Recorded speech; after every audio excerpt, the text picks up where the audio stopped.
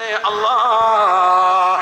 പ്രവാചകന്റെ മേൽ സ്വലാത്ത് ചൊല്ലി ചൊല്ലി പരിശുദ്ധ പ്രവാചകന്റെ മുഖകമലം നനവിലും കനവിലും കാണാൻ ഞങ്ങൾക്ക് നീ തൗഫീഖ് നൽകണേ അല്ലാ. കണ്ട് കണ്ട് പരിചയിച്ചതാകുന്ന പൂമുഖത്തെ ഒന്ന് ചുംബിക്കാൻ ഞങ്ങൾക്ക് നീ തൗഫീഖ് നൽകണേ അല്ലാ. നാളെ മരിച്ച ഖബറോട് ചേരുമ്പോ ഇന്നൽ അബ്ദ ഇദാ വുദിഅ ഫിൽ ഖബരി, ഖബറിലേക്ക് റെഡിമേ കൊണ്ടുപോയി വെച്ച് കഴിഞ്ഞാൽ ജനങ്ങളെല്ലാവരും പിന്തിരിഞ്ഞ് കഴിയുമ്പോ അതാകുമലക്കാൻ രണ്ട് മലക്കുകൾ ഖബറിലേക്ക് ഇറങ്ങി വരുകയാണ്. സുബ്ഹാനല്ലാഹ്. എന്നിട്ടൊരു ചിത്രം കാണിച്ചുകൊണ്ട് ചോദിക്കുകയാണ്, ഹൽ തഅരിഫുഹു, ഈ മനുഷ്യനെ അറിയുമോ അറിയുമോ?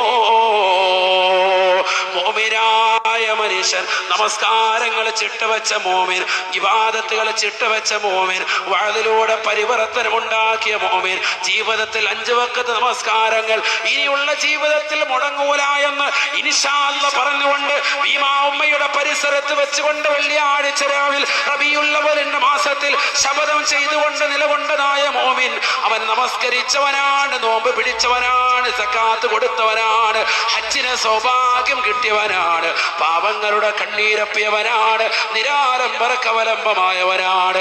അവനാ ഖബറിൽ വെച്ചുകൊണ്ട് കാണുന്നതാകുന്ന ചിത്രത്തെ നോക്കിയിട്ട് പറയുമത്രേ, മുഹമ്മദുർ റസൂലുള്ളാഹ്,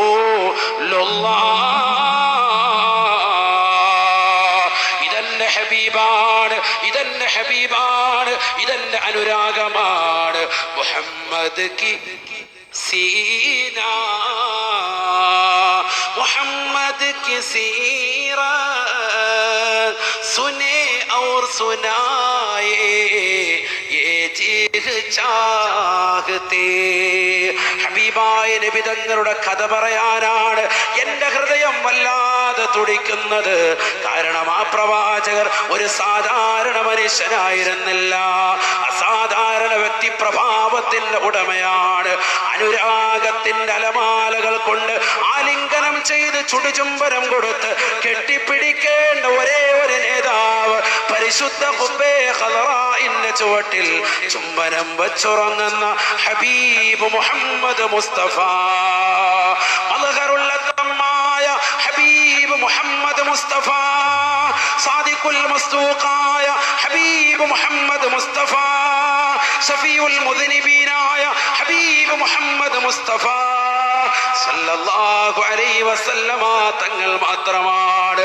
ആ പ്രവാചകരുടെ ചിത്രം കണ്ടുകൊണ്ട് ഇതെന്റെ ഹബീബാണ്, ഈ പ്രവാചകരെയാണ് ഞാൻ ഇഷ്ടം വെച്ചത്, ഇത് ആശിഖാണ്, ഞാൻ ആ പ്രവാചകന്റെ ആശിഖാണെന്ന് പറയുന്ന മുത്തഖീങ്ങളിൽ ഞങ്ങളെ ഏവരെയും നീ ഉൾപ്പെടുത്തണേ അല്ലാഹ്.